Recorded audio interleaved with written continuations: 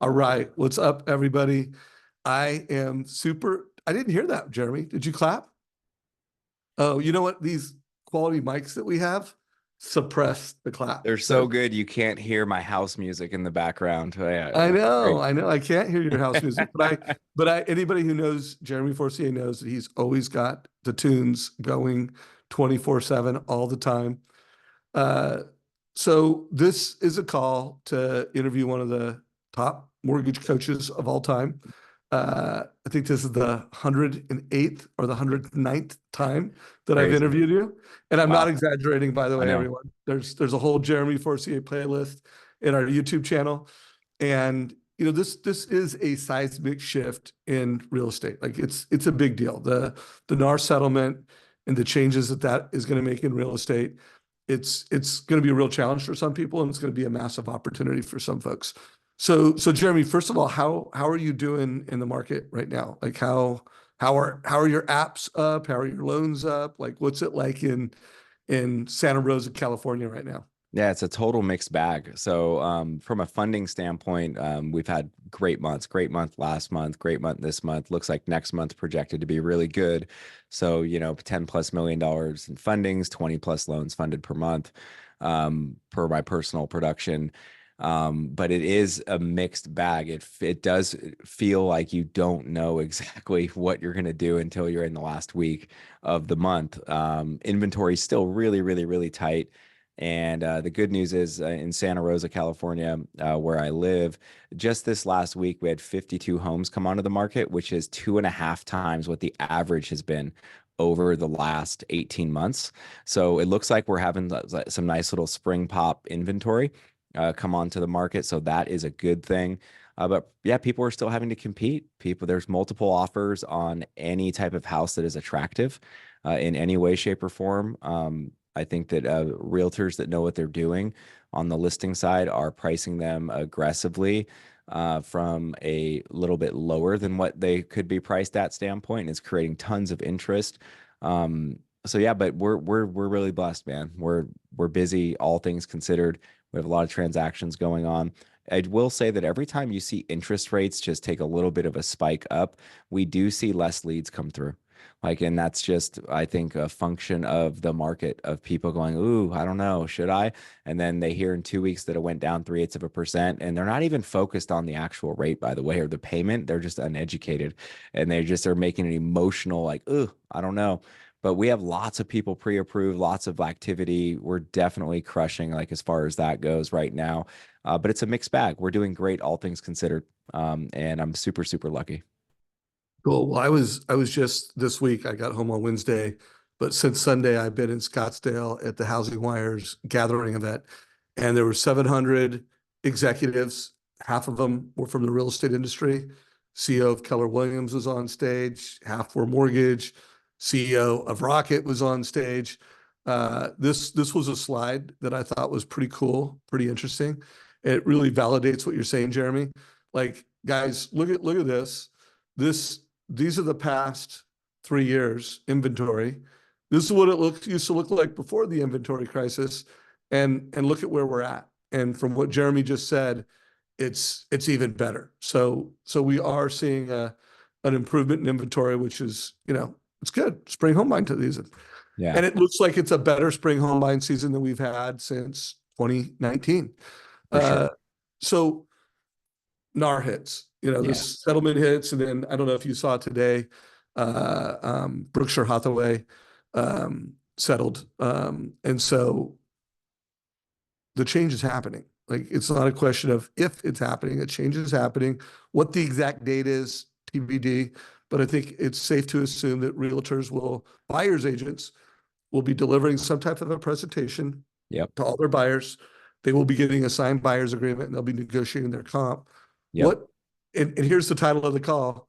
What exactly is Jeremy saying about the NAR settlement to your realtors? And what are the different ways in which you're bringing leadership to your market? Yeah. So here's the thing, and I have two screens here, and I'm looking at one because I have a presentation around this, right? That I just did on Wednesday. I had 27 agents show up, and they were all ecstatic about it. And it was like the title of the presentations: "Change Your Business and Create Lasting Loyalty after the NAR settlement, right? And I got to give like Carrie Shull props. Like I basically watched like her amazing presentation at the Modern Mortgage Summit. And like I was like, oh, I need to learn how to teach this and articulate this like to other people. And here's what I found. Okay. Number one is that a mistake that I think I made early on in the NAR settlement statement is I kind of dismissed it. And it doesn't mean that I'm wrong, by the way. Like, I honestly don't think that anything's going to change that much. The function of how you do it is going to change for sure. But I think that people were so scared and like worked up about it that me saying like, hey, this isn't a big deal was the wrong thing to do. And so I had to re-look at that and go, hey, that was a mistake.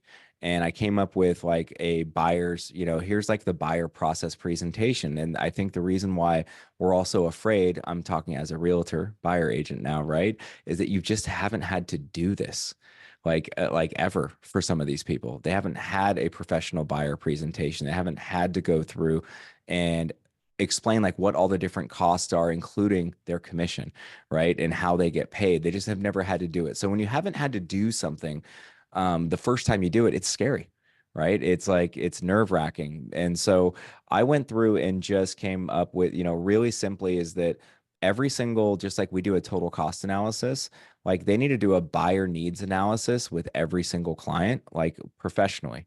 From a process standpoint, they need to explain the buying process, including like cost and what to expect during the buying process. And then they have to do, and I took this from Carrie, like a reality check analysis, right? So like, and the reality check analysis oftentimes is just around what they think they want to buy and can afford versus what they can actually do and afford. And inside of like the explaining the buying process after you do a needs analysis, that's where you go over all of the commission type stuff, which I've created scripts, right? Like for these agents around like how to bring it up, how to explain it. And it's one of them sounds just like this, Dave. It's just like, hey, when you go through and after you've done this checklist buyer needs analysis, which I created my own, which I'm giving to my agents for me, help them pre-qualify as well as get more information, build stickiness, build trust, build more connection with the client. After they've done that, when they're going through the numbers and explaining the process, they have to put in there, in my opinion, like, and then this is like what it costs for my services, right? This is the buyer's services, like in what it costs. And then you get to explain to them how that's handled, right? Who pays for it in 3 different scenarios. So like one scenario would be when we're doing a purchase, and if my buyer side commission is 3%, right, of what the purchase price is, 99% of sellers are still going to offer a buyer side commission, or you could say 90%, right? 90% of sellers are still going to offer a buyer side commission. That means that you're not paying it, and it's already included in the purchase price of what you're purchasing. Right now, let's say that the buyer side is not offering like any type of commission. What is our options there? Well, number one is that you could finance it into your actual loan, which is where my preferred partner, Jeremy Forcier, can show you what those numbers look like. And it doesn't change your monthly payments very much at all. Number two is that we could look at putting it into the purchase price. Or number three, you are always welcome to actually pay it directly just as part of your closing cost in general. And we can model all of those different scenarios for you so that you can make a great decision. Now, the other scenario would be if like someone's offering 1%, but you said your agreement's 3%, right? And if your agreement is 3%, but they're offering 1%, you just revert back to the other scenarios. Like we can include the 2% into the loan amount, or we can include the 2% right into the purchase price and work backwards from there. And no one had an issue with that so much, but the questions that they kept asking was like, how do you say, what do you say to the borrower? What do you say to the client who's like, well, I don't want to pay that, right? I don't want to pay that. Well, here's how you deal with it is that number one is that, hey, that's not a problem at all. Do you want to look at homes in your search, right, that only include the buyer side payment out? That way you're not responsible for it. Do you just want to look at homes that include the buyer side, right? Or would you like to look at everything and then we can try to negotiate? So a lot of this is just scripting and role playing and making all of the unknowns known. And I haven't seen it like hit my market at all. I did read a really interesting article, Dave. I believe it was in the New York Times. In New York, they started doing this kind of in December. So a lot of people are like, okay, we don't have to pay. We don't want to pay the, the buy side anymore. And what's interesting is that those homes have sat for longer on the market and they sold for less money than other listings that were just offering the traditional way of doing this. So even from a listing agent perspective, when I'm talking to these realtors, I said, hey, even for your listings, like if someone brings it up as a seller, the simple answer would be no, absolutely. Like we can include it, right? As a line item that we're offering this, to a buy side commission. And you'll probably sell your house, faster for a higher purchase price. Here's an article from New York Times that shows the data. Or, if you want to take a longer approach and you're okay with selling it for less, most likely, then we can do it this way. Like if you say that to a seller, right, which one are they going to choose? I'm going to be like, oh, I would rather sell it faster and for more money, right? I want the highest chance of getting the most money possible, like on the sale of a home. So I think a lot of it is just scripting and practicing on what to say when it comes up. And I really don't think that ultimately it's going to be as big of a deal for people that can grasp that you're just articulating your value. You're just educating someone on exactly how it works and that there are multiple options to accomplish it. Yeah. Articulating your value. And a term, I think Sean Herrero said it first a week or two ago when I interviewed him, is that realtors need to stop calling themselves realtors and they need to upgrade and become real estate advisors. Totally Uh, agree. and I ran that concept by Jason Mitchell, number one realtor in America, a number of owners of real estate companies that had, 4,000, 8,000, like big players, and they all agree. Now, this was really interesting. This was a handout at this event. It was a handout by realtor.com. And check this out, Jeremy. They created, how all the 111 111. steps. Yeah. And then, but tell me how this figures out. So number one is get informed. Number two is set your homeowner's goals and budget. Number three is start your home search. And number four, step 41 is prepare your financing. Oh, So tell me, how does it work? How do you set your homeowner goals when you don't know how you're going to finance it? You you got any idea don't. how that works? They got it backwards, bro. So, no offense to realtor.com, but it's like if you're gonna set like the buyer goals and needs, and that's number two of whatever it may be, that is the financing part.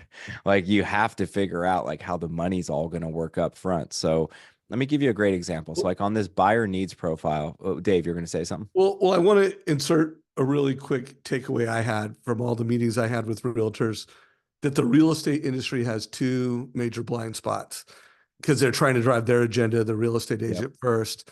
And so that means, one, every mortgage professional listen to this, you need to reprogram your Yep. agents. And Yep. and it's going to be a great opportunity because I agree. they're going to need you to convert. Yep. And so next year, realtor.com is going to have this right. Yep.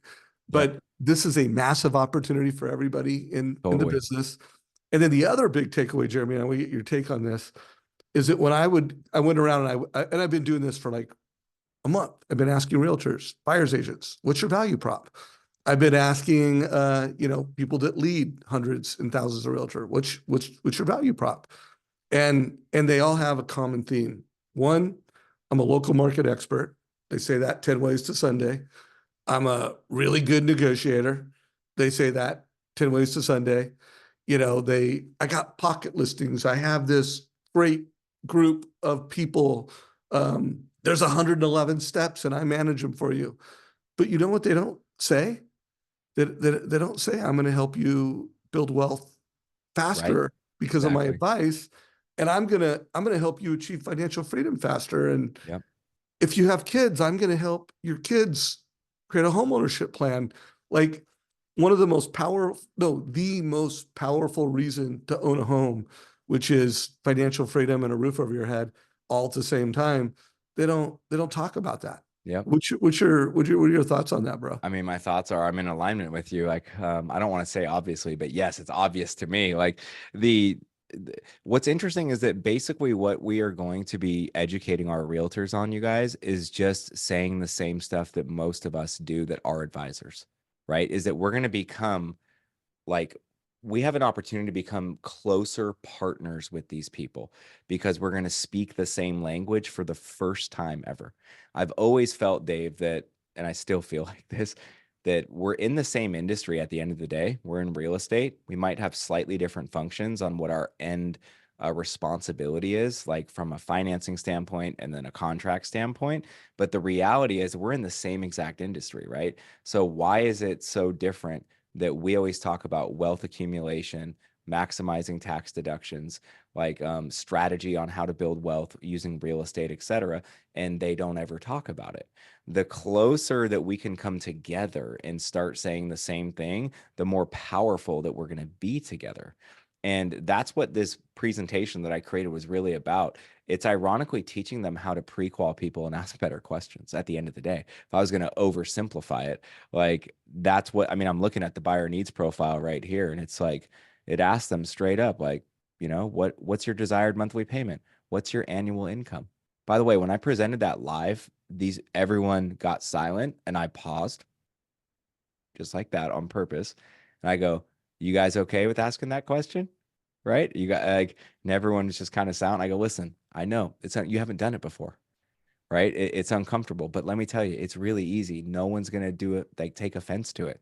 So I role played with a couple of them. I go, here, let's just do it. This is how you set the table. Like, hey, I'm going to go through a buyer needs profile, with you, because I want to make sure I understand as much as I possibly can, like what you know versus what you don't know, and then give you the best advice possible to make sure that we can execute a great plan that's going to have you not only happy, but it's going to increase your net worth from a financial standpoint as well. And they Yeah. were like, oh, that's so great. Like, so but how do we say that? I go, you just say that. And it's essentially exactly what you just said, Dave. It's like, it's just, Hey, that's it. yeah. Remember when you first got in the mortgage business and you had to ask someone for their income? It was For their uncomfortable. social What security social number. security I number? used to be like, I I hold can't my ask breath. them this, Yeah, like I their had my head down the social. first time I asked someone for social security number and their, how much credit card debt do you have? Right. And yeah, no, to your point, and the point I wanted to make at this point in the conversation for every mortgage professional is this is the best leadership opportunity Yep. I agree. for local referral-based mortgage professionals in the history of housing.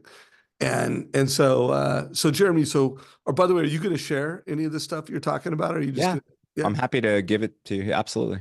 Okay, so Jeremy's going to give us some of this. We will put this in the document section of the Trust Engine Facebook group. A lot of you are watching this live in Facebook.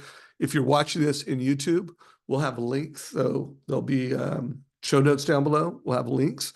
So give us a master class on. Remember we said here exactly what Jeremy is saying Yeah. about the So, NAR settlement. So what's that sound 1-to-1? And then yep. what's that sound when you were presenting to 27 people this week? Totally. 24. And what's interesting is that whether it's 27 or 1-to-1, it's all 1-to-1 based. Like anything that I'm going to share with you is like truly the same thing I would say to people 1-to-1, right? The only thing that's different is that you might just get on the 1-to-1, that is, you might get actually more good feedback questions that you can work Right. with because they're It's a not in a group conversation. setting, it's It's a a conversation. conversation. So I'll start with a 1-to-1 first. Okay. My buddy Eddie, who's a great agent, and I brought this up to him just in conversation. We're having a beer. And I was like, hey, bro, so honestly, how do you feel about this whole commission thing? And how is your company dealing with it? Like, are you guys going to implement a standard, right? Like commission that you guys have to charge, or are you going to charge your own? He goes, honestly, I'm not so much worried about like how we set it up. I'm really worried about like bringing it up. And I was like, interesting. I go, okay, why? Like, what do you, he's like, I tried it for the first time yesterday. This is when we met. And he's like, I just kind of like threw up, just said it.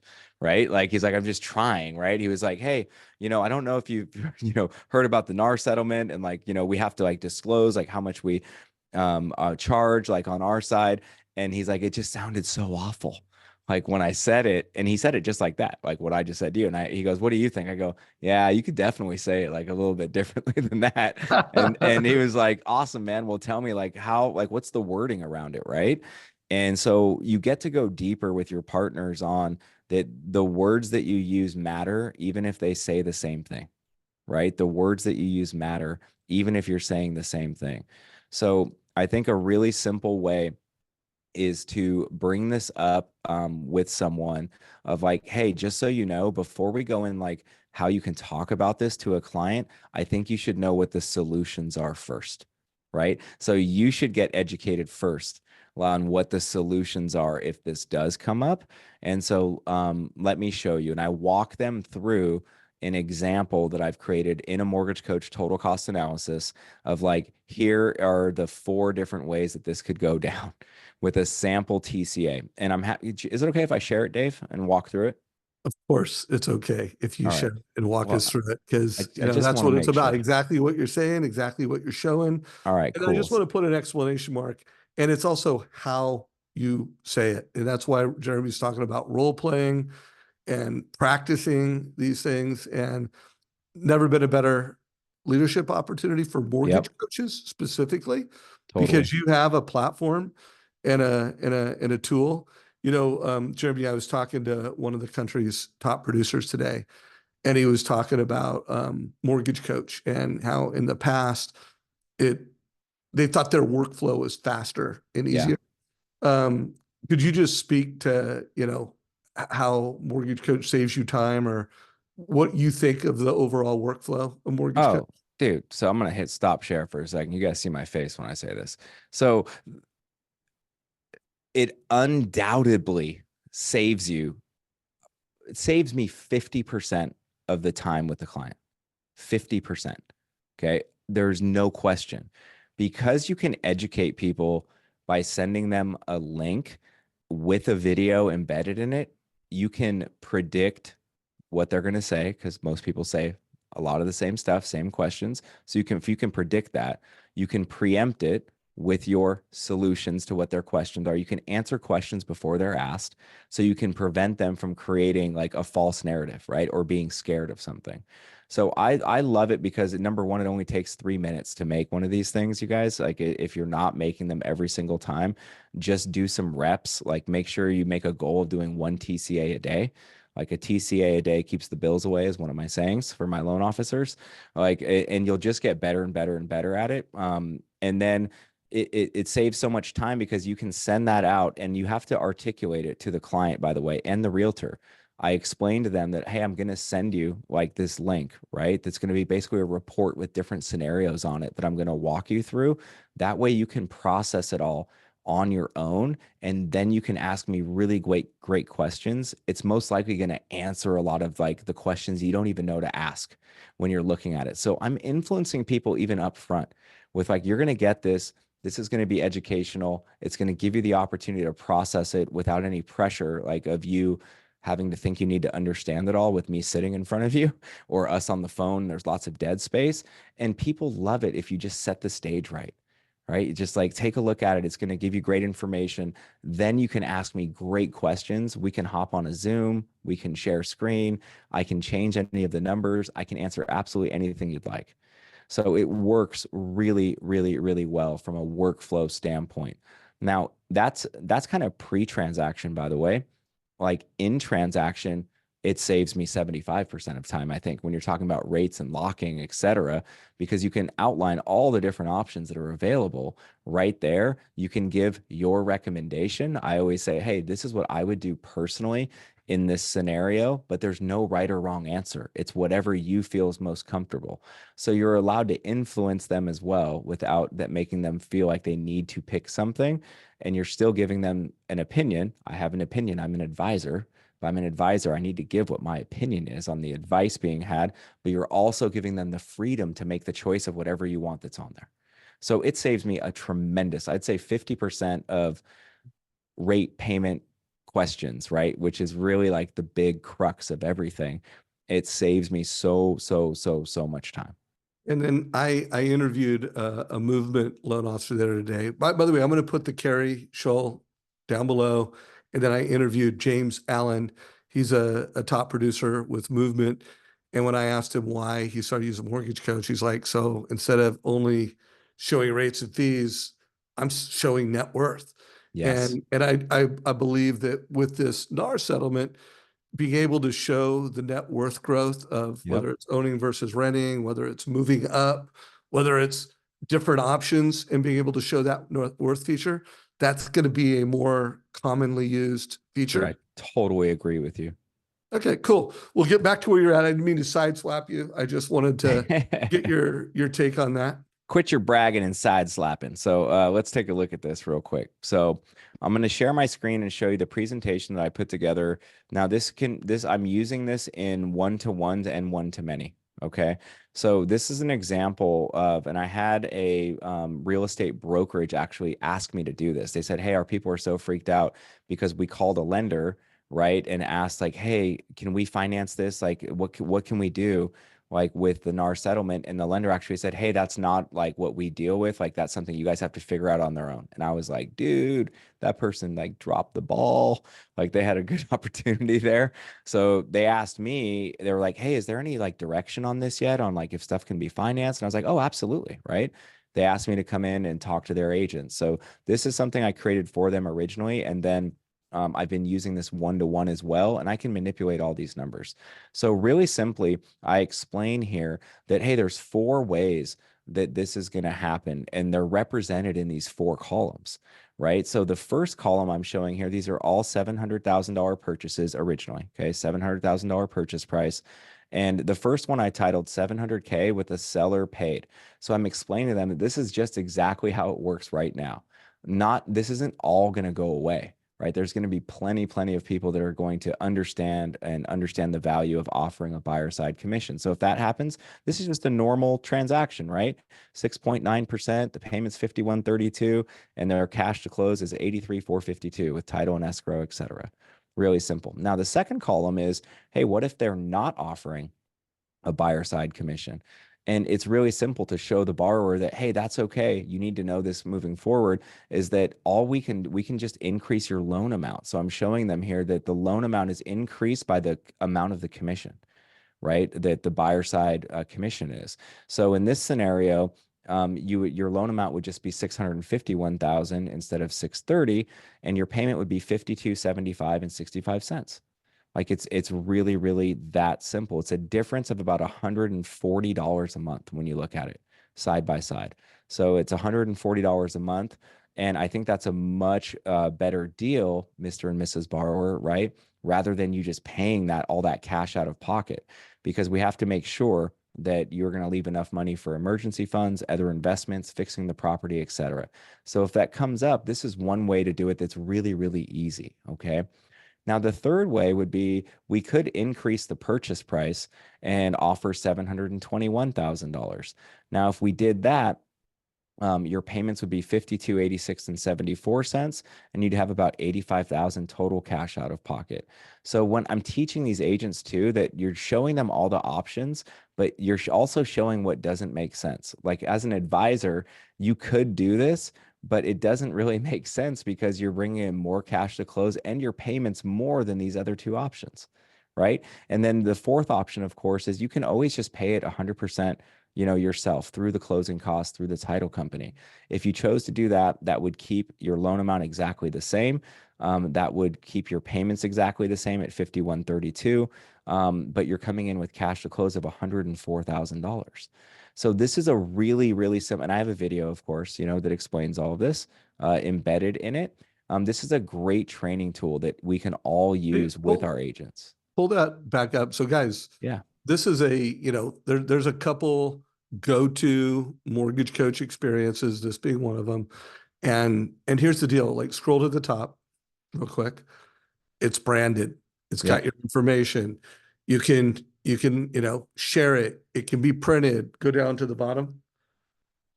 It's got screens to show the options short term. It can show the options over 60 months. Yep. And then in the bottom, it wouldn't make sense to show net worth here. I agree. But when it does make sense to show the net worth difference between different options, could be purchase price options. And Yes. you're going to see the net worth option. Could be buy now or wait. Probably Yep. makes sense to show the net worth options. It could be first time home buyer, renting Yep. versus owning. Absolutely makes sense every time to show the net worth option. So I just want to make sure mortgage coaches, you're going beyond the transaction, because that's what real estate agents are trained to do. I'm a Yes. great negotiator. I'm a market Yep. expert. Transaction, transaction, transaction. And you are their conversion partner who's going to help them not only be a realtor, but be a real estate advisor that helps family build wealth faster with real estate. Okay, cool. So this is a go-to mortgage coach that everybody needs to know how to do, right? That's what you're Agreed. saying.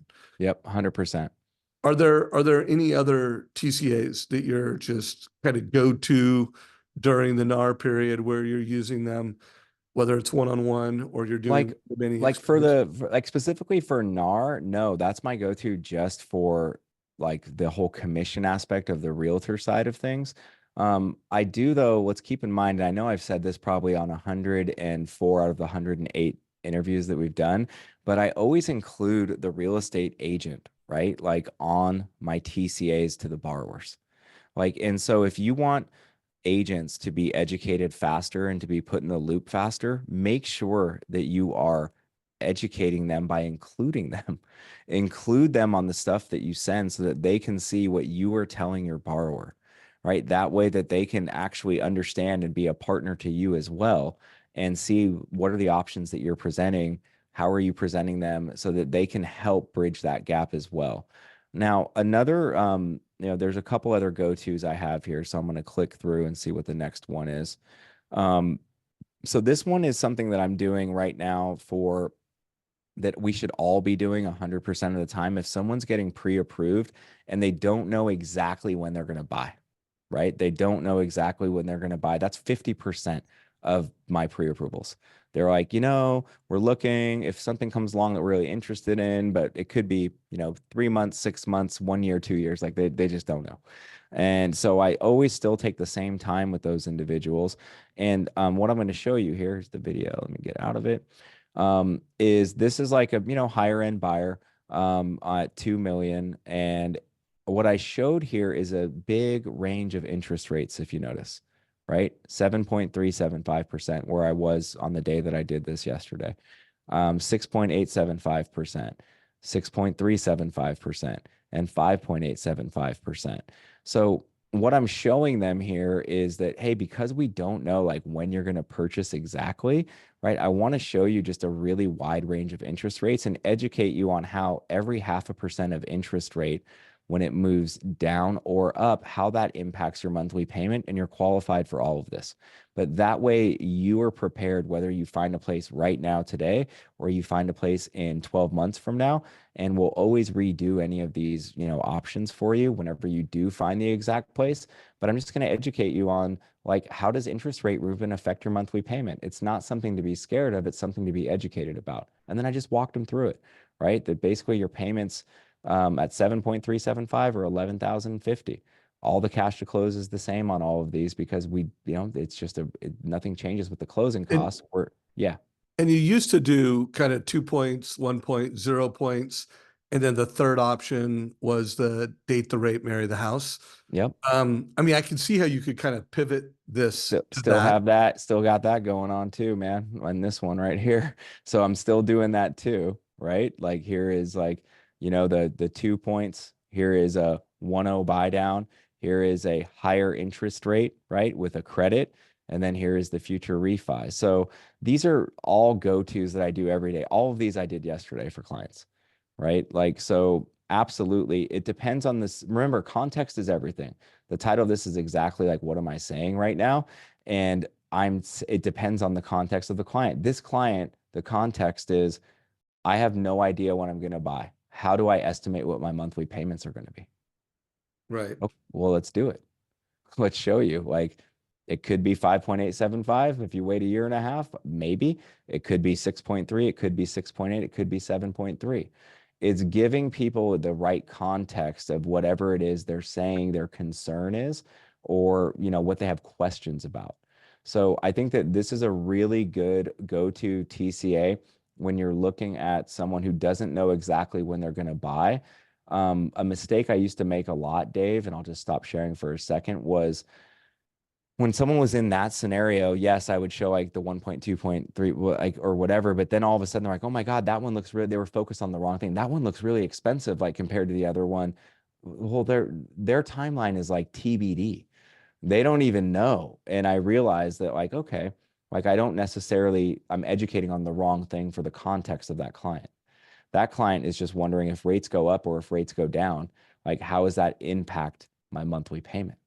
Right? And so show them that if that's what they're looking for.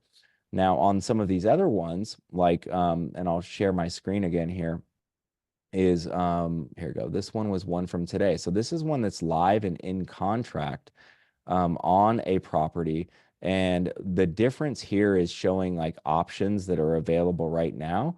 And I didn't go 1.2.3 point on this one because hers is more about how much should I borrow? So you have to ask better questions, right? I asked her like, hey, so what are you trying to figure out at the end of the day? I know that you can put down 289 up to $300,000. Do you want to look at different scenarios, like where maybe you put down 250 or 200? And she said, yes, that would be great to see.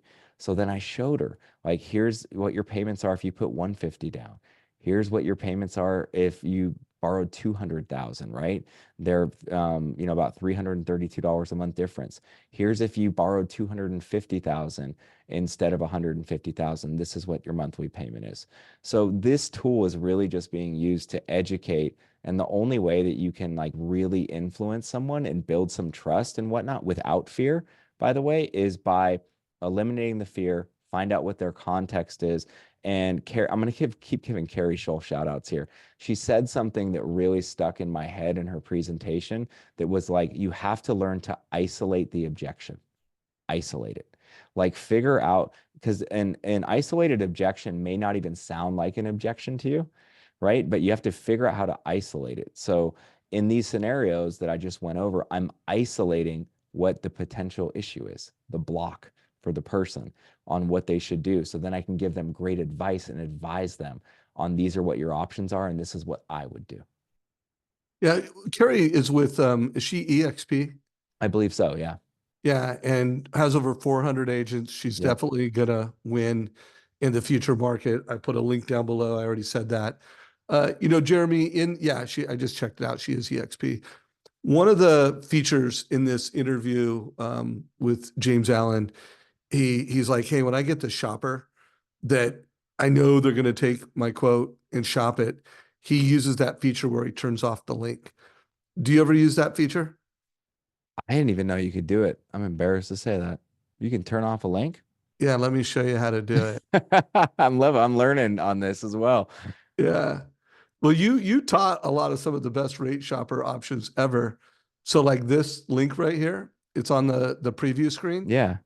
If you turn that off and then they click on the link, like let's go to this, I got you. Yeah, yeah. No, I'm with you. like, yeah. So I do want to call that out. I'm going to give this link. Well, let's not do a share on it right now. But if you gave that link to the borrower and then you turn that off, they'd have to call you. So that's not a I feature you've did been not using. know that. That is really badass. Yeah. You gonna use Yeah. that? 100%. Are you kidding me? Yeah. Yeah, Well, I should have used it on a guy earlier who was yeah. busting me up. It was like instead I just quoted him with 3 points, like, and that's and just gave it to him. Yeah. Well, So give me a report back. You should watch this guy, James Allen. He was I'll check him out, man. crushing it. I'll forward you a link. I'll put a link down that below. But hey, Awesome. before we run out of time, give us a little preview on some of these slides and some of these tools, and anything that you're willing to share, just so people kind of understand what you're presenting. And when you are doing the group presentations, some of it's slides, some of it's you talking, Yep. and some of it's the actual mortgage coach report. Correct. Yeah. Yeah, that's what I thought. So I'm going to pull it up on this other screen here.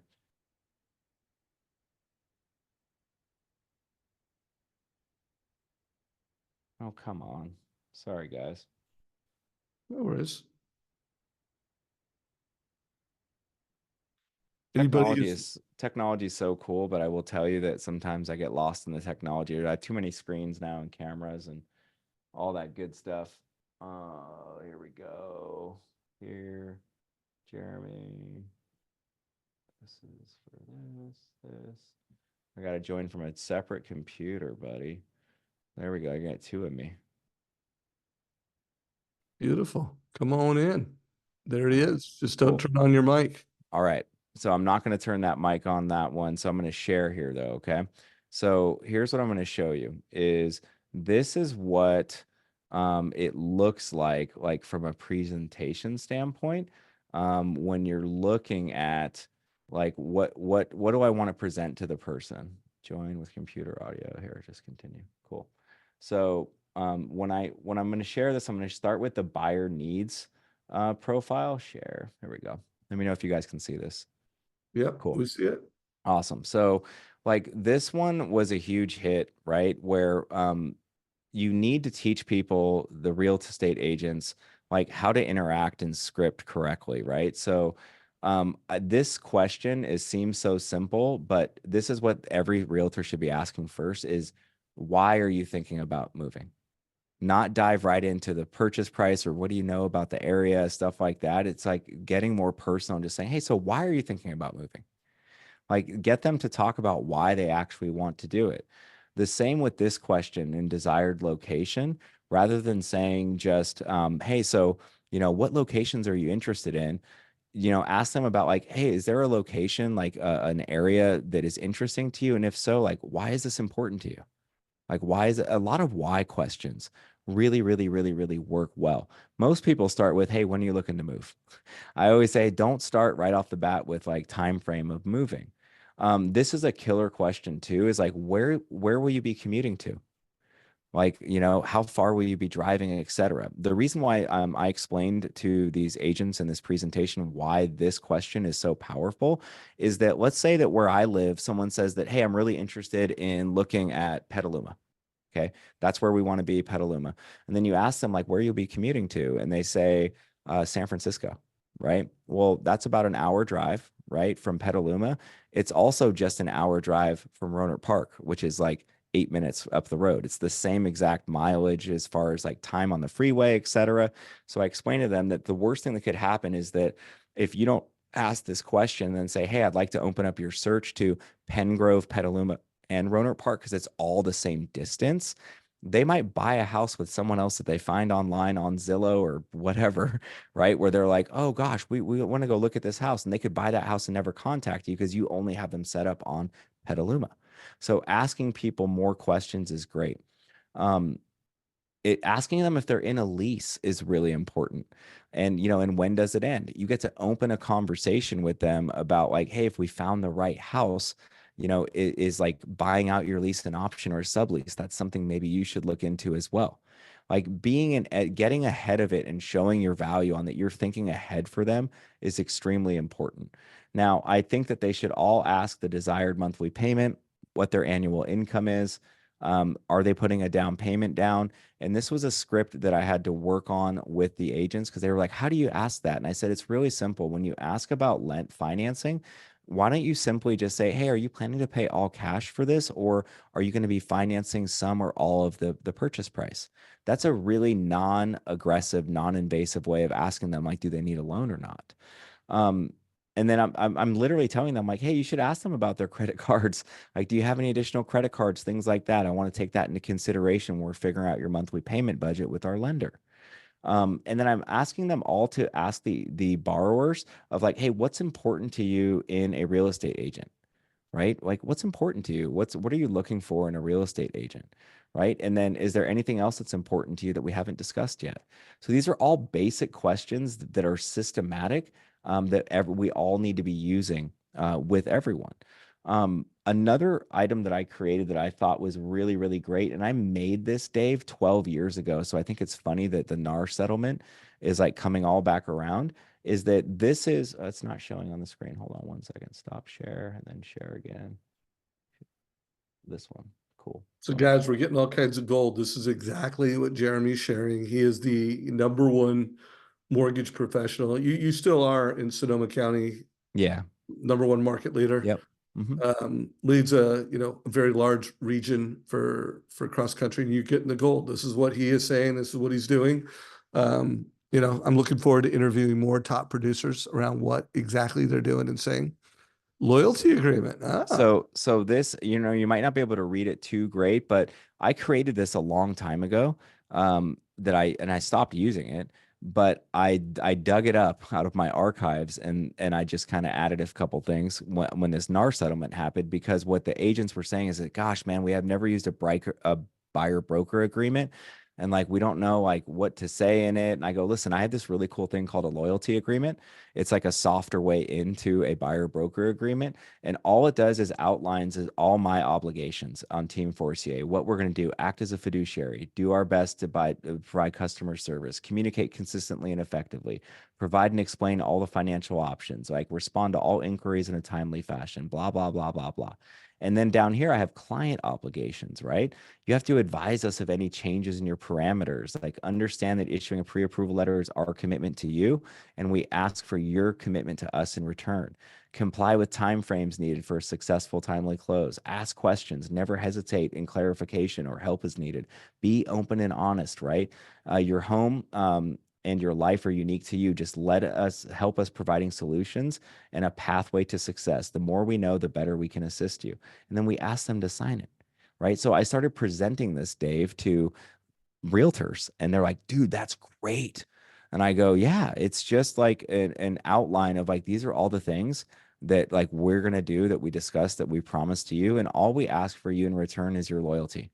Now, can they cancel anytime? Yes. And I think that was the second thing that kept coming up is, well, what if like they're going to say no because they don't want to, be obligated, right, to work with someone, just like with a rate shopper with us. They're not obligated. We're just making it more sticky. So I let them know that, that you have to have a cancellation agreement. So you present the buyer broker agreement or the loyalty agreement, and then you follow it up before they can even say anything with it. And just so you know, you can cancel this at any time.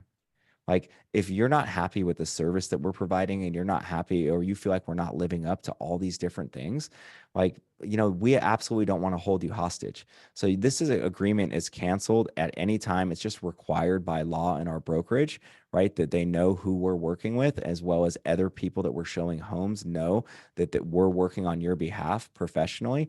But if for whatever reason you want to cancel at any time, you can do that. So that's called a lower the bar close script, which I've been teaching these agents. And I'm giving them a copy of this as just an example, right? Here's what look at, just give them this. Our cancellation agreement does two things: holds our team accountable to perform, gives our clients control to choose which agent shall represent them. It's so simple, you guys. So a lot of this is like how we frame it with the agent, and we teach the agent how to frame it with the customer. Cool. So last thing, just give us a quick overview of the slides so people can at least we don't have to go through all of them. Well, I don't even know how many there are, but at least so they have a full, like, hey, this is your toolkit. These are the different things. And is this a buyer presentation for the agent that you're going to show us, or is this something that you're using? We're like, hey guys, here's a presentation, take it and go. This is a presentation for agents. Okay. Got So it. this So is this not, could be theirs. this is not this is you teaching them, walking them through basically all the stuff that I just went through. This is a PowerPoint presentation for agents, right? Hey, by the way, are you using, I've been hearing a lot of people I've been interviewing more and more are using Lender Launchpad because they can, put a mortgage coach in it. They can put a PowerPoint in it. Are you using Lender Launchpad yet? Or, Man, I'm excuse me, not. it's called Lender Marketing Platform. Yeah, I am not using it currently, but I should. But this is no just problem. like, these are just some really simple slides that goes through what I just showed you, right? You have to have a buyer's need analysis, right? These are the things that are on it, and this is why you need it. developing a process like for the presentation.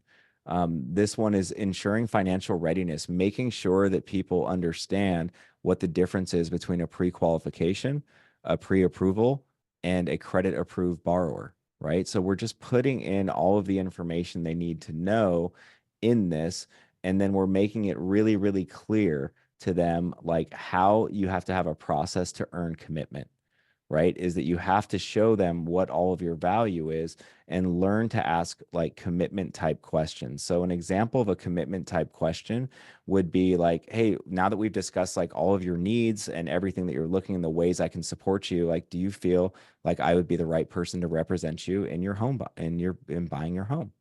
Like you have to learn on how to close the deal.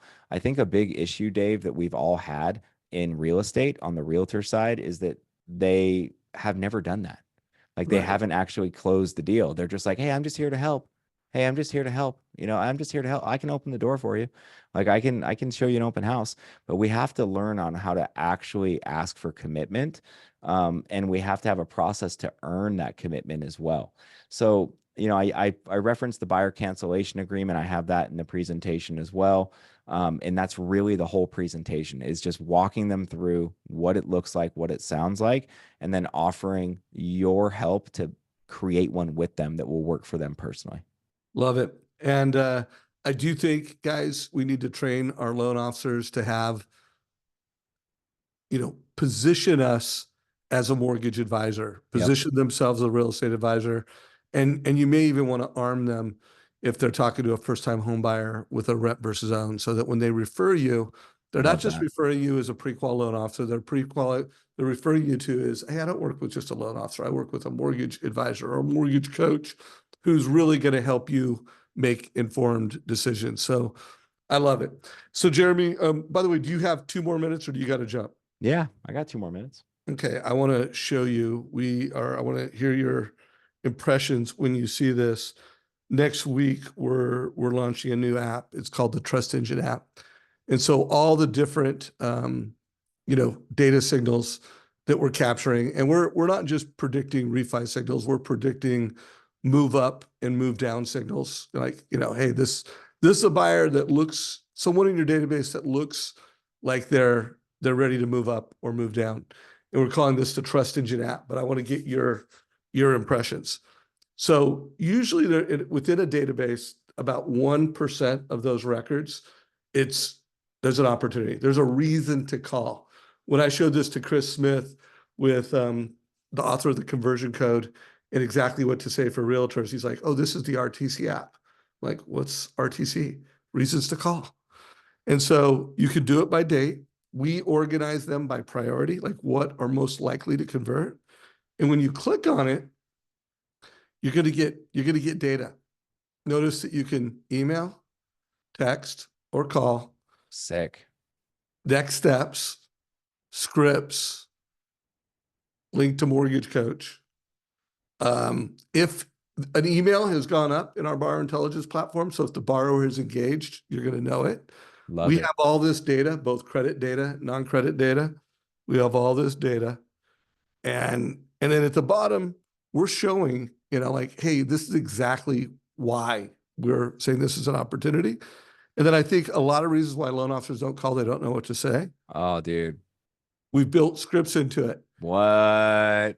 What to text, what to email, copy, as I just hit copy, text. And you're doing all that on your phone.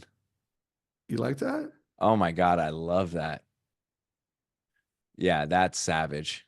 No pun intended. Ooh, I like that. That's my Yeah, my yeah, yeah. favorite quote so far. So yeah, that will be out next week. Again, if you are an executive, I mean, this is an enterprise offering. We need at least 150 records, 150,000 records to monitor.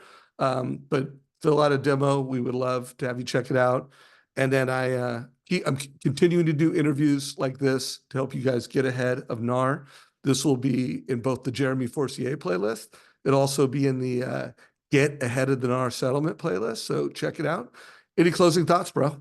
Bro, Just keep doing what you're doing, man. That blew my mind right there. I have more questions than I do answers right now. Like, I want to see, I want to check that out. That's badass. But no, I would say my closing thoughts and words are simply this, you guys. Don't be afraid of change, right? Change equals opportunity. That's called a CEO mindset. Change equals opportunity.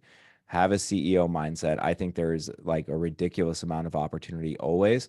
But when big things happen and shake up industries and there's a lot of fear, use that to your advantage. Like, when people are scared, they need leadership more than ever. So don't be afraid to, be the leader, get educated, offer people, options on how they can build their business, how you're going to help them build their business. And I think that you will see your business absolutely take off in the next 6 months as we work through this. But you have to be ahead of it. You have to lead the charge. You have to lead people into battle. You can't just be there in the aftermath. Yeah, I'm going to just one little closing nugget because it reinforces what Jeremy just said. So this was a quote, verbatim, 4 words from the CEO of Keller Williams. He said, "Change is inevitable, growth is optional," Love it. and they're leaning in. And so, guys, it's Yep. time to lead in. It's time for every mortgage professional. Get out with your realtors, know exactly what they're saying, show them exactly what you're saying, integrate your process, and let's get after it. Thank you, brother. Appreciate you very much. Go crush it, you guys. Have a great weekend.